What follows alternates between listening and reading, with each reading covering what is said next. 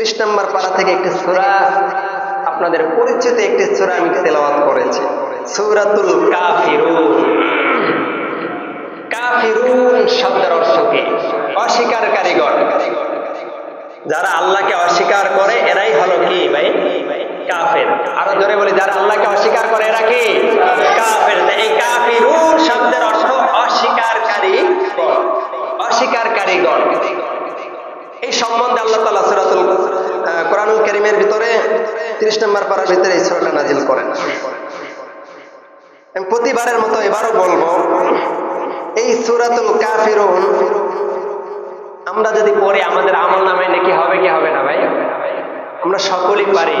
আমার সাথে আপনারা সকলেই একটু ঠোঁট মিলাবেন, আল্লাহ তাআলা আমাদের আমলনামায় কি পরিমাণ নেকি দিবে আমি এই সূরাটা বলার পরে এরপরে আমি আপনাদেরকে বলবো। সবাই আমার সাথে ঠোঁট মিলান। আউযু বিল্লাহি মিনাশ শাইতানির রাজীম। যারা মিলাবে না মনে করুন যে তারা নেকি চায় না, এদের নেকি বেশি হয়ে গেছে। যদি বেশি হয় আমার দেন, আমার নেকির খুব প্রয়োজন। বিসমিল্লাহির রাহমানির রাহিম। কুল ইয়া আইয়ুহাল কাফিরুন লা আ'বুদু মা তা'বুদুন ওয়ালা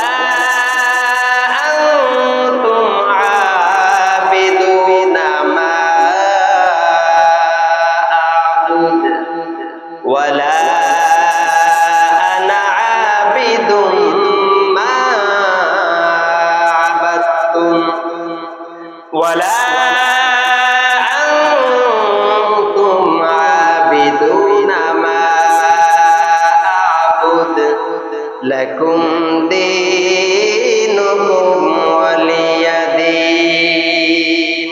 সাদাকাল্লাহু। একদিন নবীজি সাল্লাল্লাহু আলাইহি ওয়াসাল্লাম, মুসলিম শরীফের হাদিস 502 নম্বর হাদিস, হযরত আবু হুরায়রা রাদিয়াল্লাহু তাআলা আনহু থেকে বর্ণিত।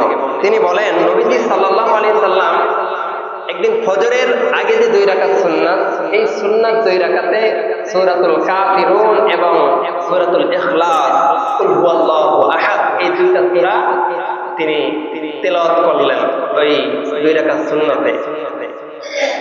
নামাজের শেষে সাহাবাদেরকে উদ্দেশ্য করে বললেন, ও আমার সাহাবীরা, আজকের আমি 2 রাকাত সুন্নাতে তোমরা কি জানো আমি কি পরিমাণ কোরআন তেলাওয়াত করেছি? বলে, ইয়া রাসূলুল্লাহ, আপনি তো 2 রাকাত নামাজে সূরা ইখলাস আর কাফিরুন এই দুটাই পড়েছেন।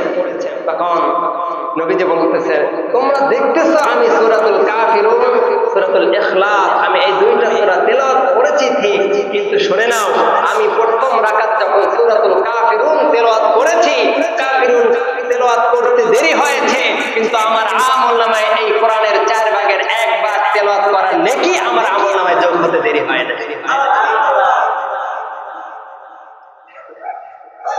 এরপরে বলতেছেন, দ্বিতীয় রাকাতে আমি সূরা ইখলাস তেলাওয়াত করেছি।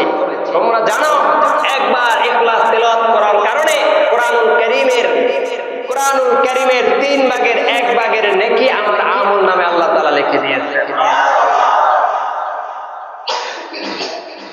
তাহলে এক সূরায় 4 ভাগের 1 ভাগ আর এক সূরায় 3 ভাগের 1 ভাগ, চিন্তা করা যায় কি পরিমাণ। ওমর রাদিয়াল্লাহু তাআলা আনহু থেকেও কয়েকটি হাদিস বর্ণিত, মুসনাদে আহমদের ভিতরে আছে 3টা হাদিস। 3টা হাদিসের ভিতরেই ওমর রাদিয়াল্লাহু তাআলা আনহু তিনি বর্ণনা করে যে আমি অধিকাংশ সময়, কোনটা বলে 10 থেকে 20 বার, কোনটা বলেছে 24 থেকে 25 বার, আবার কোনটা হাদিসে বলেছে আমি 1 মাস তাকে আমি দেখেছি যে নবীজি সাল্লাল্লাহু আলাইহি ওয়াসাল্লাম মাগরিবের শেষের 2 রাকাত সুন্নাত নামাজে এবং ফজরের ফরজ নামাজের আগে যে 2 রাকাত সুন্নাত, এই 2 রাকাত সুন্নাতে প্রতিবারে আমি দেখেছি নবীজি সাল্লাল্লাহু আলাইহি ওয়াসাল্লাম সূরাতুল কাফিরুন এবং সূরা ইখলাস দিয়ে এই 2 বার সুন্নাতগুলো তিনি পড়েছেন।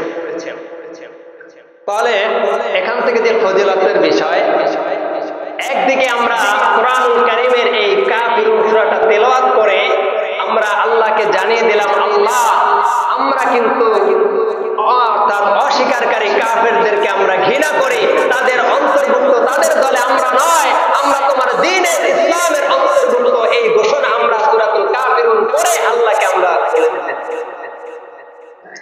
আরেকদিকে আমরা নেকিও পাইতেছি। সম্মানিত ভাইরা, আল্লাহ পাক রব্বুল আলামিন কোরআনুল কারীমের 30 নম্বর পারার ভিতরে একটা সূরা নাযিল করলেন, সূরাতুল কাফিরুন। এই কাফিরুন শব্দের অর্থ হলো অস্বীকারীগণ। আল্লাহ তাআলা বলেন, কুল ইয়া আইয়ুহাল কাফিরুন। আল্লাহ পাক রব্বুল আলামিন তার হাবিবকে বলতেছেন, ও হাবিব আপনি কাফেরদেরকে বলে দেন, হে কাফেরেরা। কুল ইয়া অর্থাৎ কুল শব্দের অর্থ হলো হাবিব আপনি বলেন, ইয়া আইয়ুহাল কাফিরুন, হে হাবিব আপনি বলে দেন, হে কাফেরেরা, লা আ'বুদু মা তা'বুদুন।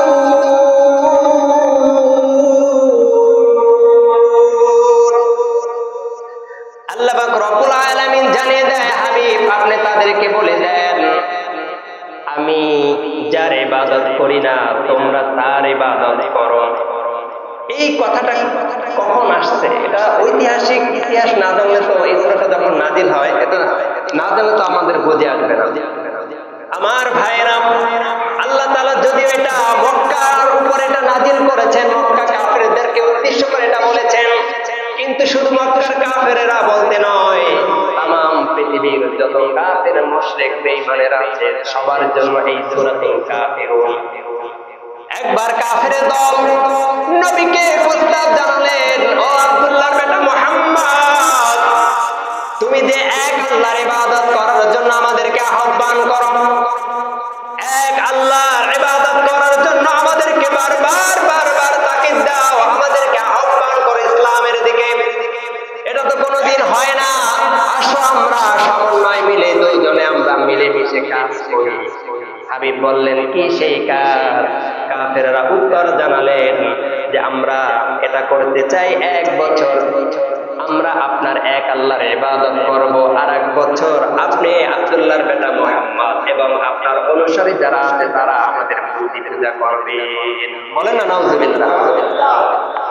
1 বছর আমরা কাফের দলেরা আপনার এক আল্লাহর ইবাদত আমরা করব, আর 1 বছর আপনার অনুসারীদেরকে নিয়ে আমাদের মূর্তি পূজা আপনাদের করতে হবে। তখনই আমার আল্লাহ পাক রব্বুল আলামিন এই কোরআনুল কারীমের আয়াত নাযিল করে দেন, কুল ইয়া আইয়ুহাল কাফিরুন। হাবিব আপনি কাফেরদেরকে বলে দেন, ও কাফেরেরা, লা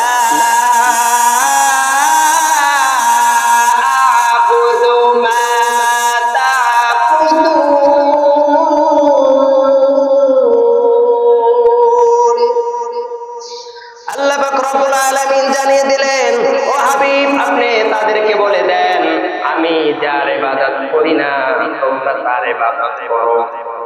যখন কাফের দলেরা বলল, মুহাম্মদ 1 বছর কোনো ঝগড়া নাই, বিবাদ নেই, মিলেমিশে আমরা কাজ করব, 1 বছর এক আল্লাহর ইবাদত আমরা করব, আর 1 বছর আমরা কাবাগরের ভিতরে যে 360টি মূর্তি আছে এই মূর্তির পূজা তুমি এবং তোমার অনুসারীদেরকে নিয়ে করতে হবে। তখন আল্লাহ সূরা নাযিল করে দিলেন, হে নবী আপনি কাফেরদেরকে বলে দেন যে আমি যার ইবাদত করি না তোমরা তার ইবাদত করো। এরপর আমার আল্লাহ পাক রব্বুল আলামিন বলেন, ওয়ালা আনতুম আবিদুনা মা আবুদ। আল্লাহ পাক রব্বুল আলামিন জানিয়ে দিলেন, হে নবী আপনি বলে দেন তোমরা যার ইবাদতকারী নও, আমি আব্দুল্লাহর বেটা মুহাম্মদ তার ইবাদতকারী। সুবহানাল্লাহ বলবেন না? যে তোমরা যার ইবাদত করো না আমি মুহাম্মদ তার ইবাদত করি। প্রথমবার বললেন আমি যার ইবাদত করি না তোমরা তার ইবাদত করো। এরপরে আল্লাহ পাক রব্বুল আলামিন জানিয়ে দিলেন ওয়ালা আনতুম আবিদুনা মা আবুদ, এবং শুনে নাও ও কাফের দলেরা, তোমরা যার ইবাদতকারী নও, আমি আব্দুল্লাহর বেটা মুহাম্মদ কিন্তু তার ইবাদতকারী, আমি তার ইবাদত করি। তোমরা যার ইবাদত করো না আমি তার ইবাদত করি। এরপরে আমার আল্লাহ পাক রব্বুল আলামিন জানিয়ে দেন ওয়ালা আনা আবিদুম মা আবাদতুম। আল্লাহ পাক রব্বুল আলামিন জানিয়ে দেন হে নবী আপনি বলেন, এবং ওয়ালা আনতুম আবিদুনা মা আবুদ, আমি ইবাদতকারীও নই তার যার ইবাদত তোমরা করে আসছো। তোমরা যার ইবাদত করে আসতেছো আমি তার ইবাদত করি না। এরপরে আমার আল্লাহ পাক রব্বুল আলামিন জানিয়ে দেয় ওয়ালা আনতুম আবিদুনা মা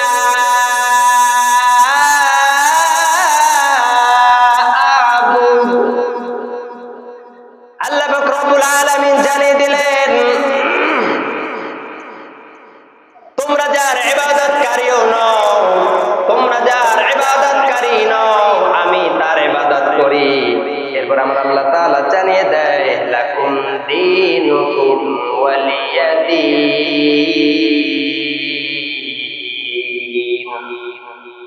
তোমাদের কর্মের কর্মফল তোমাদের জন্য আর আমার কর্মফল আমার জন্য। তোমাদের জন্য তোমাদের কর্মফল আর আমার জন্য আমার কর্মফল। অর্থাৎ এখানে আল্লাহ পাক রব্বুল আলামিন জানিয়ে দিলেন লাকুম দীনুকুম ওয়ালিয়াদিন, আমার কর্মফলের জন্য আমার আল্লাহ তাআলা কিন্তু জিজ্ঞাসা করবেন ফামান ইয়ামাল মিসকালা যাররাতিন খায়রান ইয়ারা। আল্লাহ পাক রব্বুল আলামিন জানিয়ে দিলেন যে হাশরের ময়দানে যাররা পরিমাণ যদি নেকি কাজ করো, ভালো কাজ করো, সেটারও তোমাদের বদলা দেওয়া হবে।